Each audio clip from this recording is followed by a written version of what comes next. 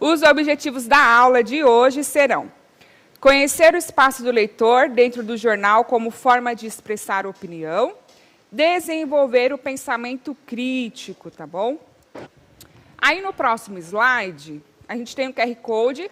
Os alunos que não têm a apostila do aluno, não receberam ainda, por algum motivo, tá? Vocês podem escanear esse QR Code e ter acesso ao material. Então, essa aula ela foi elaborada a partir da aula 4, sequência 1, do caderno Aprender Sempre. Para iniciarmos aí a aula, ou melhor, continuarmos, eu vou deixar duas perguntinhas aí, duas reflexões para vocês. Para que existe o espaço do leitor? O espaço do leitor nada mais é um local, nesse meio de comunicação, onde o leitor pode comentar alguma matéria, dar alguma sugestão, uma opinião e por aí vai, tá? Então, temos lá, opinião do leitor ou veículo de comunicação. Espaço do leitor é uma forma de contato entre o leitor e o canal comunicativo usado por ele, como revistas, jornais e sites. Nesse espaço, o leitor pode tecer comentários sobre alguma matéria, fazer uma denúncia, entre outras coisas. É importante pensarmos que o espaço do leitor representa a opinião de quem fez a leitura do conteúdo, mas não a opinião do veículo de comunicação.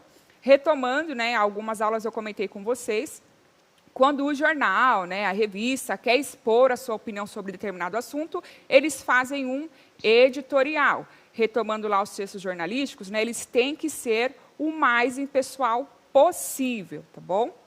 Se vocês forem tendo dúvidas, só colocarem aí no chat. Você quer complementar alguma coisa, Não, Andréia? Tudo bem, vamos seguir. Aí nós temos aqui alguns exemplos que foram retirados da apostila mesmo, Aprender Sempre. Então, vamos lá? Ler e refletir. Os textos abaixo, retirados do jornal Joca, edição 151, de 8 de junho de 2020, expressam a opinião de 2 leitores sobre os protestos antirracistas. Faça a leitura e responda as questões que seguem. Você pode ler, Andréia, por Vamos favor? lá. O que penso sobre? Neste momento, a gente precisa se expressar. Por isso, as manifestações são tão importantes, mesmo com o coronavírus. Todos os anos, milhões de pessoas morrem por essa injustiça que é o racismo. Então, isso não pode ser algo como um tanto faz, disse então o Gabriel F., 11 anos, de São Paulo. Isso. Então, observem aí que o Gabriel fez a leitura, né, provavelmente de uma notícia aí do jornal Joca, e fez o comentário dele sobre este assunto. Aí, seguindo, temos mais uma. Andréia, por favor. As manifestações antirracismo são muito importantes, porque todo mundo é igual e temos que lutar por isso. Fico mal que o racismo exista, mas acho que as coisas vão mudar por um curto período e algumas pessoas vão ter um pouco mais de consciência. Vito, CC, 12 anos, de São Paulo. Isso. Vamos lá, então. Observem aqui, ó, volta para mim, por favor, no slide 8. Ó, neste momento, a gente precisa se expressar, ou seja, expor a sua opinião, né? O que eu penso sobre isso? O que nós acreditamos sobre esse fato? Aí ele vem justificando. Por isso, as manifestações são tão importantes. Por quê? É um modo de nos expressarmos sobre este assunto, mesmo com o coronavírus. Então, ele faz uma relação aí, né? Aí a gente vai ter um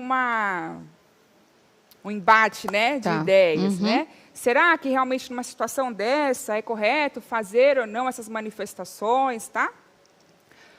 Ele continua justificando, né? Todos os anos, milhões de pessoas morrem por essa injustiça. Que injustiça é essa? O racismo.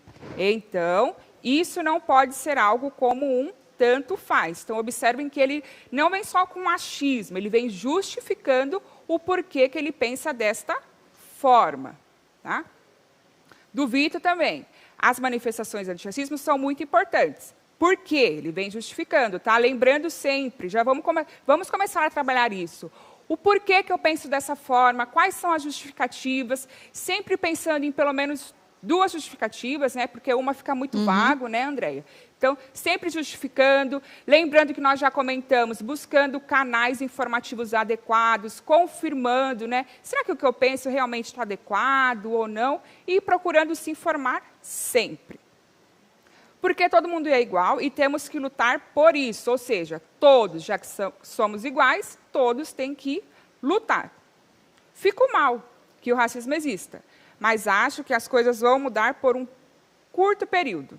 Então, aí ele tem uma possibilidade, né? Ele pensa em uma hipótese. E algumas pessoas vão ter um pouco mais de consciência. Tá? Aí, continuando, nós temos: a opinião dos leitores é favorável às manifestações antirracistas? Desculpa. A opinião do leitor é favorável às manifestações antirracistas. Afirmativa. Como essa opinião é expressa no texto? Eu praticamente dei a resposta para vocês aí comentando, tá bom? 1 minutinho para vocês colocarem com as próprias palavras de vocês. Só reforçando aqui, talvez eu pudesse acrescentar mais alguma coisa na questão, mas sempre colocando respostas completas. Vocês colocaram argumentos, ok. Mas quais são esses argumentos? Né? Então, sempre colocando respostas completas, tá? Tá certinho, são argumentos. Mas quais? Quais que foram utilizados? Coloquem a resposta, por favor. Então, nós temos aí, ó. No trecho 1, o leitor afirma a importância das manifestações para expressarmos nosso repúdio ao racismo. Também reforça o fato de que muitas pessoas morrem por conta deste preconceito. Então, são alguns dos argumentos que ele utiliza. No trecho 2, a ideia de que todos devemos lutar para o bem comum. Vitor ainda acredita que as pessoas terão uma mudança de comportamento por um tempo. Tá? Então, tentem aí sempre colocar a resposta completa, ok? Continuando, o próximo slide, por favor. Eu já comentei um pouquinho disso com vocês também nas outras aulas, vamos reforçar aqui.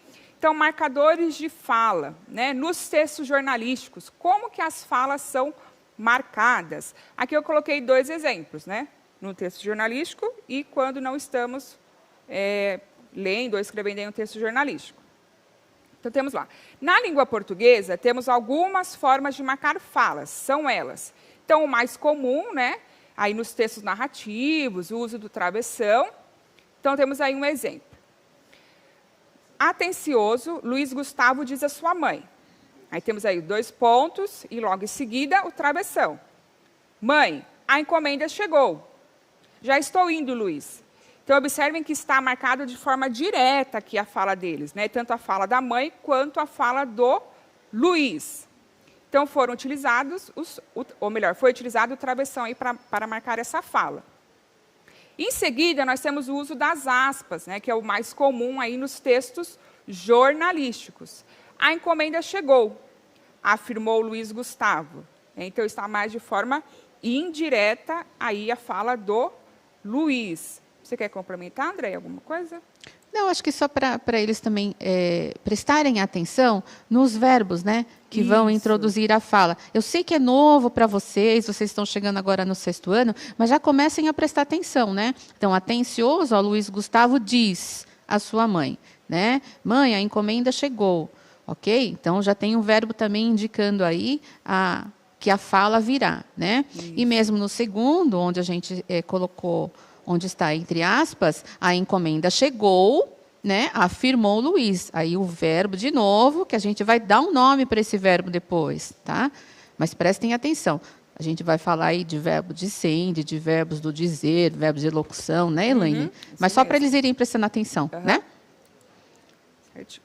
Aí, continuando, temos aí o próximo slide, por favor. Checando as opiniões. Então, temos aí a questão 2. Qual recurso linguístico foi usado para marcar as falas dos leitores? Ou seja, né, recurso linguístico. O que na escrita aí utilizou-se para nós sabermos que é a fala deles, que são as falas deles, tá? Foi um ou outro? Eu já ia dar a resposta aqui, que eu disse no slide anterior, tá? Travessão ou aspas? Qual que foi utilizado? Estou boazinha hoje, hein? Acho que é porque é terça de carnaval. Né? 3. Os relatos apresentados representam a opinião do jornal? Justifique. Quais relatos? Os 2 que nós lemos lá anteriormente, tá bom? Ó, observem aí, então, o que penso sobre. Então, iniciando, neste momento, então, nós temos lá as aspas, né? E ela se encerra ali na penúltima linha, né? Antes de Gabriel. Então, foram utilizadas as aspas, né, para marcar a fala. Coloca o 9, por favor. Aí, ó, novamente, né, as manifestações até consciência. Então, nós temos aí um texto do campo jornalístico, que nós marcamos as falas com as aspas, tá bom? As aspas que marcarão as falas nos textos jornalísticos. O travessão, ele é utilizado mais nas narrações, tá? Contos, fábulas, romances, tá bom? Posso ler uma contribuição da Proiraide? Aham. Ou Iraides, não sei como fala. As aspas como recurso de citações, né? Bem Isso, lembrado, né? Que para eles ainda fica novo, né? Mas não Sim. deixa de ser citação, é isso mesmo. Obrigada. Está no 12, né? Então, as aspas foram utilizadas para marcar as falas e não, né? A questão 3. Os relatos apressados representam a opinião do jornal? Não, né? Nós vimos que quando é a opinião do jornal, nós temos um editorial. Aí, no caso, é a opinião dos leitores. Então, sim, a Graziela da ProRenata colocou essa resposta certinho. Não, representa a opinião do leitor, tá? Muito bem. Então, só para reforçar, né, o espaço do leitor, como o próprio nome diz, é onde o leitor expõe a sua opinião sobre alguma matéria, faz sugestões, denúncias, entre outras. Quando o jornal quer expor a sua opinião sobre determinado assunto, ele escreve um editorial. Tá bom? Mais uma perguntinha aí para vocês. Então, a partir disso que nós lemos, que foi explicado, qual é a importância do espaço do leitor? Então, por que é importante, né, um jornal, uma revista, um site, ter esse espaço do leitor? Ok? 30 segundinhos para vocês responderem. A seguir, temos o exemplo de comentário publicado em uma edição especial de uma revista científica para crianças. Você pode ler, Andréia, por favor? Caro editor, gostaria de parabenizar os responsáveis pela sessão Dicas. Adorei todas as sugestões. Também quero agradecer pela reportagem Uma Senhora Física, sobre mulheres cientistas, porque foi muito bom poder aprender sobre Beatriz Alvarenga. Atenciosamente, Tereza A., 12 anos. Isso. Observe que o comentário é bem simplesinho, bem direto, tá? Para ela expressar aí a opinião. Pensando nisso, respondam aí, por favor, a próxima questão. Qual é a diferença e a semelhança entre o texto da leitora Tereza e os outros lidos anteriormente, né? Então, o que tem de semelhante e de diferente entre eles? E, ao ler a carta de Tereza, você se interessou em saber qual foi o meio comunicativo em que ela leu essas matérias? Surgiu algum interesse em você? Sim ou não? E por quê?